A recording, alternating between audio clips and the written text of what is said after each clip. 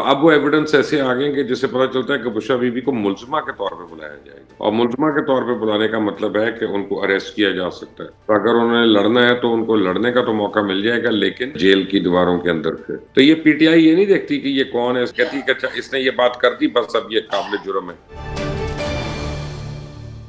السلام علیکم ناظرین، آپ دیکھ رہے ہیں مبشر لقمان یوٹیوب چینل، میں ہوں محفوظ تبسم۔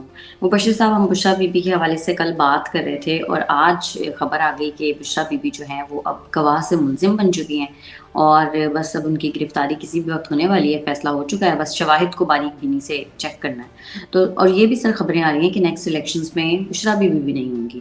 سر آپ کے پاس ہے ایسی کوئی مخبری؟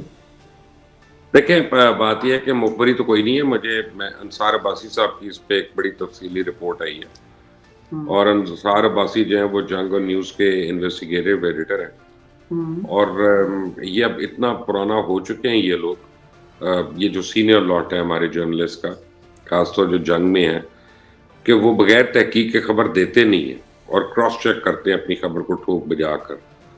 تو مجھے اس لیے ان کی خبر پہ کوئی ڈاؤٹ نہیں ہے، کوئی اپنا مجھے کوئی اینگل بھی نہیں نظر آ رہا۔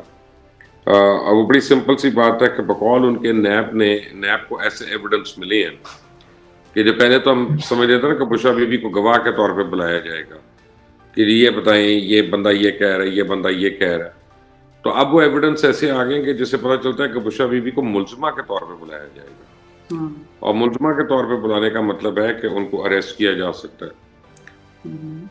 تو اریسٹ اگر وہ ہو گئی تو الیکشن تو فارغ ہو گیا ان کا، وہ بھلے اس نے کنٹیسٹ کرنا ہے ایبسینشیا میں تو اور بات ہے، کر لیں، لیکن یہ ہے کہ مجھے لگتا ہے کہ ایک باری وہ ہوگا، پھر چارج شیٹ ہوگی، چارج شیٹ ہونے کے بعد ٹرائل ہوگا، ٹرائل کے بعد اپیل کا حق ہے، تو الیکشن سے پہلے ڈسکوالیفائی تو نہیں ہو سکتی وہ، تو اگر انہوں نے لڑنا ہے تو ان کو لڑنے کا تو موقع مل جائے گا، لیکن گھر کے اندر سے یا جیل کی دیواروں کے اندر سے۔ تو اب یہ مجھے پتا چلا ہے کہ نیب کا جو کیس ہے وہ اوپن اینڈ شٹ کیس ہے ان کے اوپر، اور کافی اب وہ قریب پہنچ چکے ہیں، اور نیب میں آپ کو پتا نئے لوگ آئے ہیں، نئی انرجیز آئی ہیں، نئی یوتھ بھی ہے، ذرا سی ینگسٹرز بھی آئے ہیں، تو وہ ایکٹیو بھی ہیں، وہ دکھانا بھی چاہتے ہیں کہ ہم کچھ کر رہے ہیں، تو اب وہ نئے سرے سے ان کے اوپر آپ سمجھیں کہ سارا کچھ وہ آ کے پڑھنے والا ہے۔ سر ایک مذہبی اسکالر ہیں انجینئر محمد علی مرزا صاحب، سر پی ٹی آئی کے جو لوگ ہیں وہ پچھلے کافی ایک ہفتے سے ان کے خلاف جو ہے وہ کیمپین چلا رہے ہیں سوشل میڈیا پر۔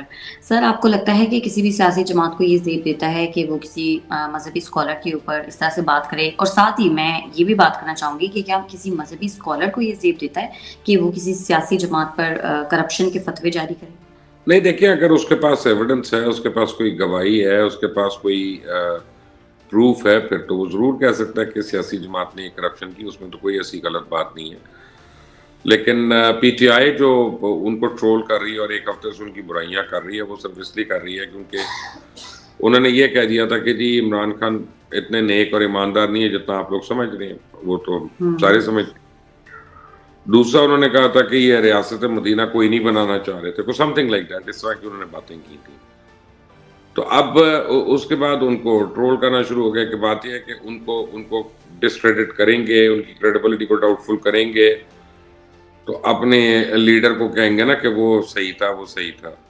تو یہ اس پارٹی کا پرانا شیوا ہے، آج کا شیوا نہیں ہے۔ آپ دیکھیں کہ جب شروع میں ہی ان کے جو سینئر ترین لوگ تھے، فاؤنڈنگ ممبرز میں سے بھی لوگ تھے، وہ جب الگ ہونا شروع ہوتے تھے، جن میں وہ ایڈمرل صاحب تھے سب سے پہلے، تو ان کی برائیاں ہر جگہ پہ، ان کی برائیاں، سوشل میڈیا نہیں ہوتا تھا، ان کی سینا گیزٹ کے تھرو برائیاں ہی برائیاں، جہاں جس محفل میں ہر جگہ پہ، اسی طرح اور لوگ بھی۔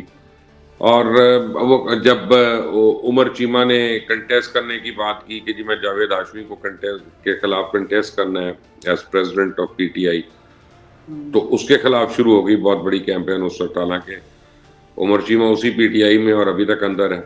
تو یہ پی ٹی آئی یہ نہیں دیکھتی کہ یہ کون ہے، اس نے ہمارے لیے کیا قربانی دی، یہ نہیں، وہ کہتی کہ اچھا اس نے یہ بات کر دی، بس اب یہ قابل جرم ہے، اور وہ اس کے پیچھے ہاتھ دھو کے پڑ جاتے ہیں۔ تو یہ قصور ہے ان کا۔ سر ایکچولی یہ پی ٹی آئی کا نہیں، یہ مجھے لگتا ہے ہمارے معاشرے کا المیہ ہے کہ وہ ہم پر تو اگر شروعات وہیں سے ہوئی ہمارے ہے نا. خلاف کوئی بات کرتا ہے تو اس کے بعد ہمیں لگتا ہے کہ ہم خود کو ایسے ہی ڈیفینڈ کر سکتے ہیں کہ ہم اس کو برا کہیں.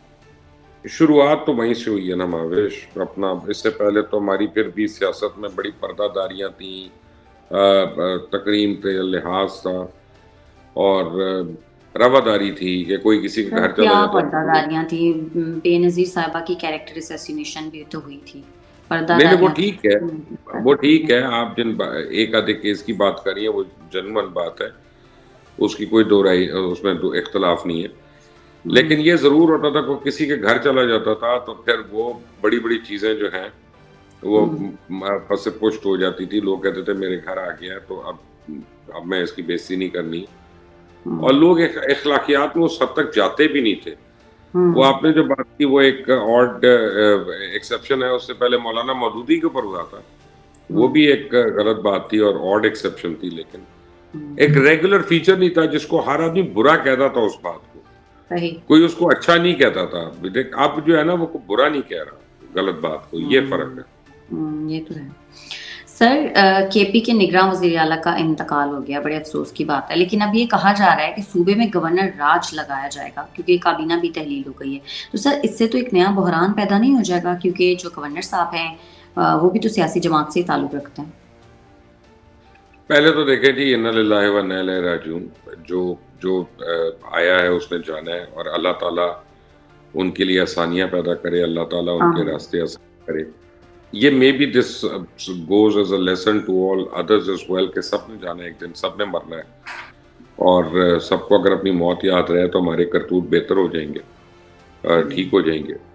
تو جہاں تک اس کا تعلق ہے، میرا خیال ہے آئینی طور پہ اس کا جو طریقہ کار ہے وہ یہ ہے کہ سینٹ جو ہے وہ کوئی نام جو ہے 2-3 نام جو ہے وہ بھیجے گی الیکشن کمیشن کو، اور سینٹ کے اندر سے ہوں گے یا باہر سے ہوں گے، اب یہ ان کی صوابدید ہے.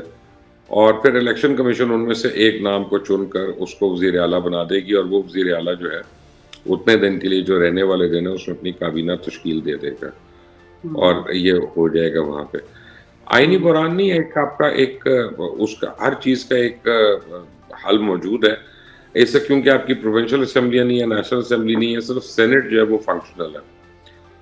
تو سینٹ جو ہے ایک چوزن باڈی ہے، الیکٹڈ باڈی ہے. تو وہاں سے آپ اس میں لیڈر آف دی ہاؤس بھی ہے، لیڈر آف دی اپوزیشن بھی ہے. آپ 3 نام لے کے چاہے سینٹ کے اندر سے چاہے باہر سے آپ الیکشن کمیشن کو بھیج دیتے ہیں، یا تو وہ ایگری کر لیں ناموں پہ، تو پھر تو کوئی ایشو ہی نہیں ہے، پھر تو کسی کو بھیجنے کی ضرورت نہیں ہے. تو بتانا کہ جی نامینیٹ کر دیں، ورنہ چلا جائے گا الیکشن کمیشن کو ایک چوز کر دے گا. اللہ خیر صلی اللہ. ٹھیک ہے مبشر صاحب. ناظرین آج کے پروگرام سے اتنا ہی ہے. اگر آپ کو ہماری ویڈیو پسند آتی ہے تو چینل کو کر دیں لائک، سبسکرائب اور شیئر، اور اپنی قیمتی رائے سے ہمیں ضرور آگاہ کیجیے گا. ہمیں اجازت دیں. اللہ نگہبان.